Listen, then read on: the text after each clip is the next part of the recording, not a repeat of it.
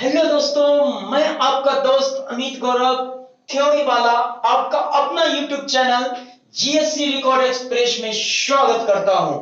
तो चलिए दोस्तों, आज हम लोग क्लास 10 के काव्य खंड के दूसरा अध्याय पढ़ने जा रहे हैं, जो रसखान ने लिखा है, प्रेम ऐनी श्री राधिका। इसको पढ़ने से पहले हम लोग रसखान के पात्र परिचय के बारे में जान लें। प्यारे बच्चों, रसखान का जन्म 1548 ईस्वी में हुआ और इसकी मृत्यु 1628 ईस्वी में हो जाती है। और रसखान का पूरा नाम सैयद इब्राहिम खान था। प्यारे बच्चों, ऐसा माना जाता है कि इनका जो जन्म लिए, ये दिल्ली के पठान परिवार में लिए और ये मुस्लिम समुदाय से थे। फिर भी ये भगवान कृष्ण के प्रेम में इतना मग्न हो चुके थे जिसका जिक्र नहीं किया जा सकता है। जब इन पर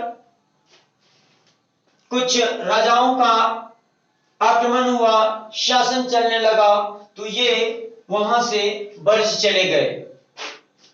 प्यारे बच्चों, ये इतना कृष्ण के भक्त हो चुके थे, कृष्ण के प्रेम में इतना डूब चुके थे, इनकी सच्ची भक्ति को देखकर गोस्वामी विठलनाथ ने इन्हें क्या किया, अपना शिष्य बना लिया और उन्होंने ही इन्हें पुष्टि मार्ग की दीक्षा दी। पुष्टि मार्ग की दीक्षा, आपसे पूछेगा रसखान को पुष्टि मार्ग की दीक्षा किसने दिया, तो किसने दिया? गोस्वामी साहब ने, विठल।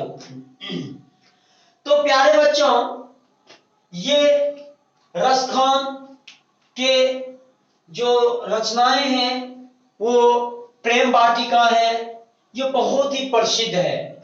तो प्यारे दोस्तों, अब चलते हैं हम लोग इसके, और इन्होंने जो इसे लिखा है शवैये में लिखा है। क्या लिखा है? शवैये में लिखा है। तो चलते हैं, अब हम लोग इसके एक एक अर्थ को जानते हैं। प्यारे दोस्तों, मैं आपको भरोसा दिलाता हूं, बहुत मजा आने वाला है इस रसखान द्वारा रचित शवैये में। कहते हैं, प्रेम ऐनी श्री राधिका। प्रेम, प्रेम का मतलब होता है प्यार, मोहब्बत। और ये जो ऐनी है, इस ऐनी का मतलब होता है गिरह। गिरह बोलो या खजाना बोलो, गिरह बोलो या खजाना बोलो।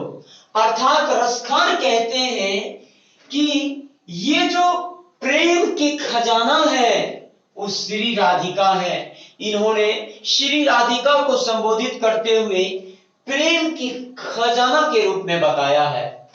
इसलिए कहते हैं, प्रेम ऐनी श्री राधिका, प्रेम बरन नंदन। इस प्रेम की जो खजाना है श्री राधिका, और प्रेम बरन नंद नंद, मतलब नंद के नंद, प्रेम की बरन है। बरन मतलब रंग, बरन मतलब रंग। ये काव्यों में ऐसा कहा जाता है कि जो प्रेम के जो रंग होते हैं वो श्यामल होते हैं, और श्री कृष्ण रंग से श्यामल थे। इसीलिए रसखान ने इस नंद के नंद अर्थात श्री कृष्ण को वर्ण कहा है, और ये प्रेम के रंग के। अब कहते हैं, प्रेम वाटिका के दो माले मालिन द्वंद।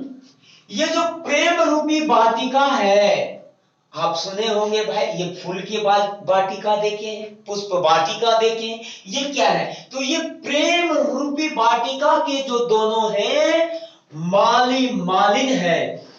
अर्थात जिस प्रकार माली मालिन हमेशा समय समय पर फूलों का सिंचाई करते हैं, सही ढंग से देख रेख करते हैं, ठीक उसी प्रकार ये राधा और कृष्ण इस प्रेम वाटिका की रखवाली करते हैं।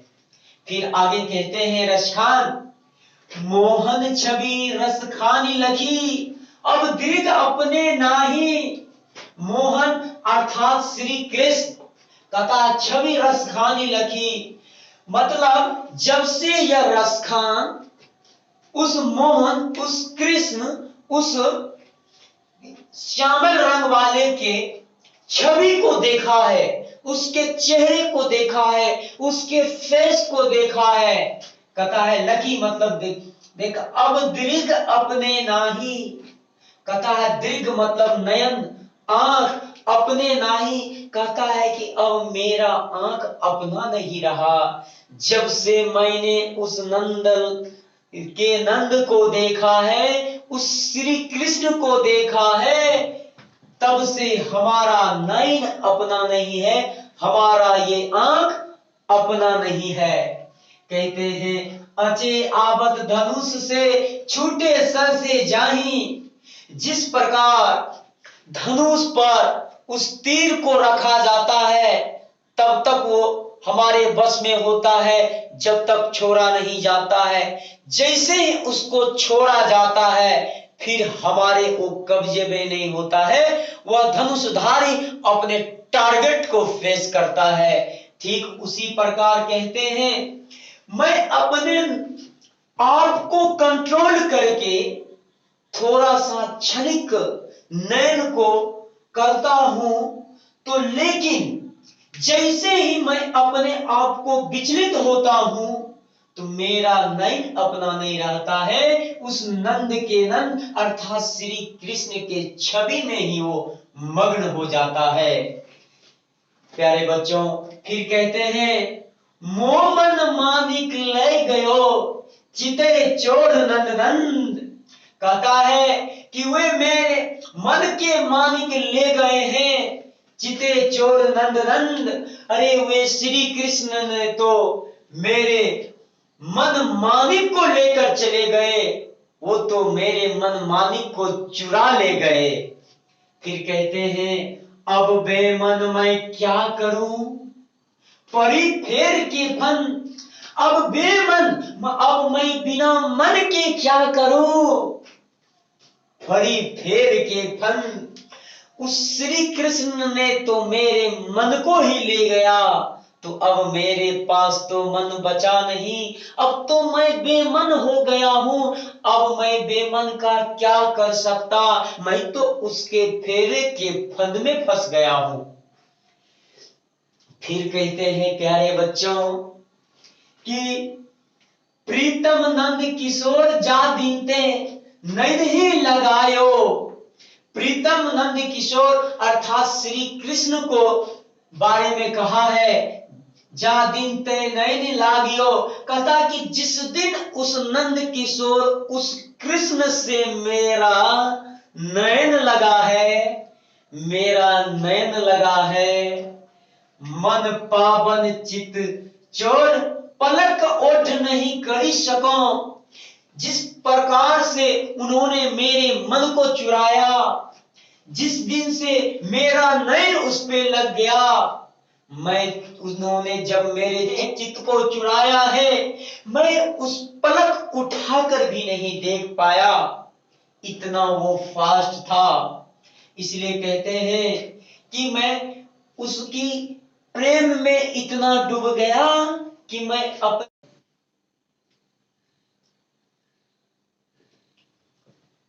प्यारे दोस्तों, अब हम चलते हैं रसखान के द्वारा दूसरे पद की तरफ। दूसरे पद में कहते हैं रसखान करील के कुंजन ऊपर वालों।